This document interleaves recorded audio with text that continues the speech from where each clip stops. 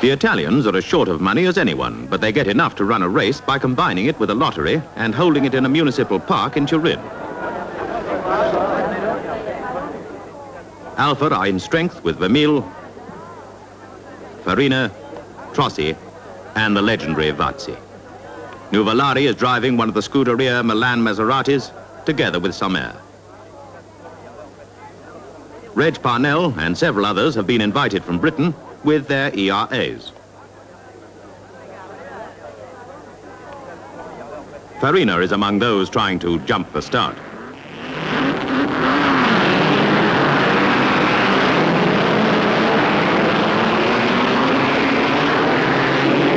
Nuvolari loses a wheel, and another race becomes an Alfa Romeo procession. In the leading Alfa is Vazzi, back on form right down to his traditional cigarette.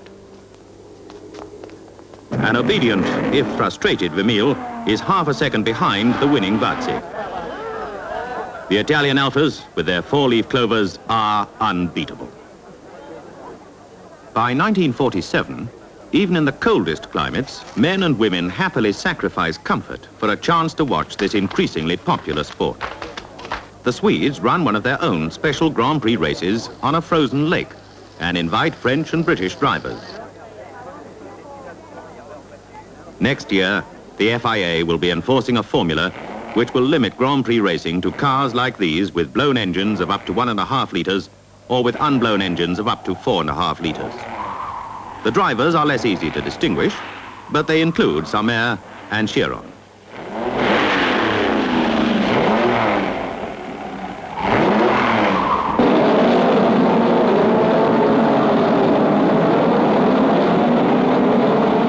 The new formula will still leave plenty of scope for racing and developing these cars. But the point of such official control is to discourage brute force and channel technical development along useful lines. Reg Parnell wins on his 13-year-old British car, the first ERA ever built. Without the formula, and with little money for new designs, the first racing cars to appear are stopgaps. Gordini's Simcas have ordinary Fiat 1100 engines. This Simca is in Brazil for the Grand Prix at Rio de Janeiro.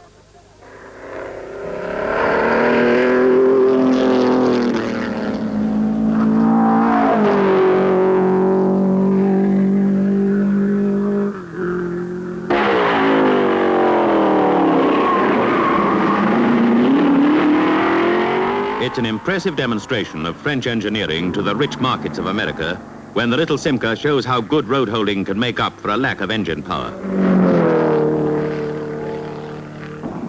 A group of Italians are working along similar lines to Gordini and arrive with 22 new Cisitalias for a race near Cairo.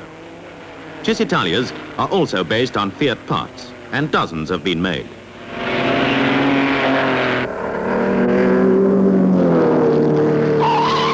They are a delight to drive, but not powerful enough to be spectacular, and the public don't pay to see them. Neither Cisitalias nor Gordinis are ever a real commercial success. All the same, Nuvolari, in spite of failing health, gives the Cisitalia project his full support and is to drive a new sports car version in the 1947 Mille Miglia. And the government is releasing the 20,000 gallons of fuel needed to run this famous 1,000-mile race over the main roads of Italy. Nuvolari is now a very sick man, but takes the lead in his tiny open car from Biondetti's saloon.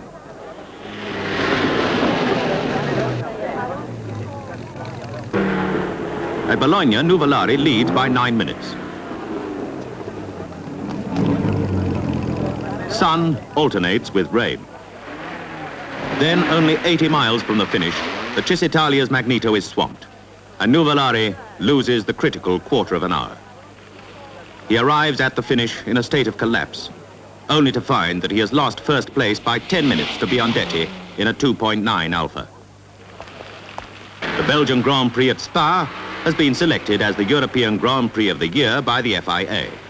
And although there's still no limit on engine size, it's run to the regulation distance of around 300 miles.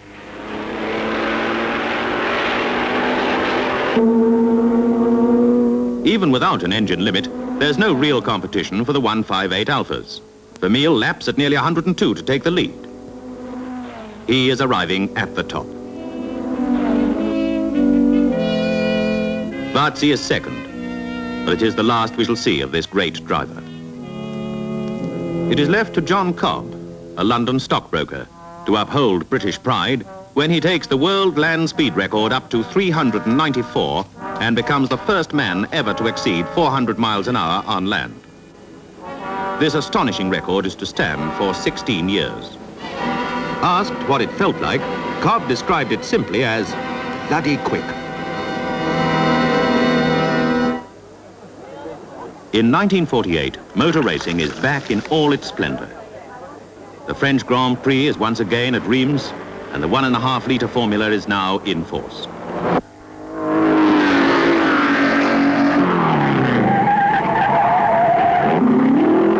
The race becomes another Alfa Romeo procession, with Largo Talbot and Maseratis bringing up the rear.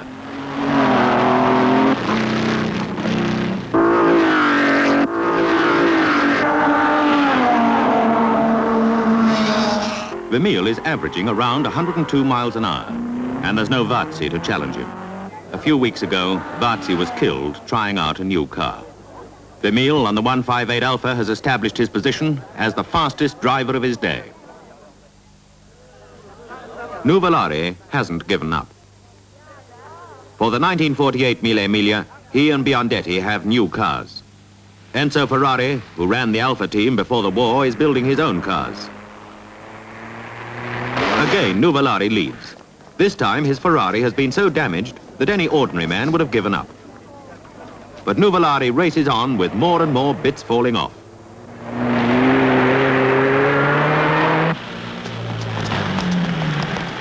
Nuvolari's last Mille Miglia is never finished, but new blood is on the way.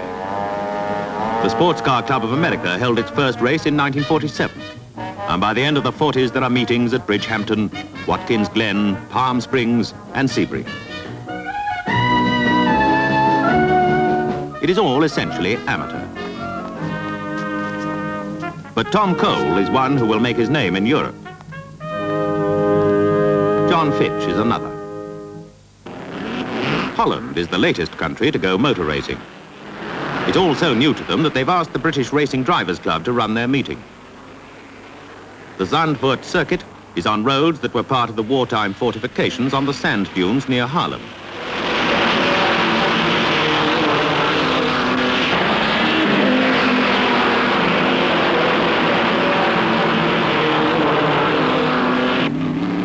A day's good sport comes to a finish when Bierder wins by yards on his Maserati.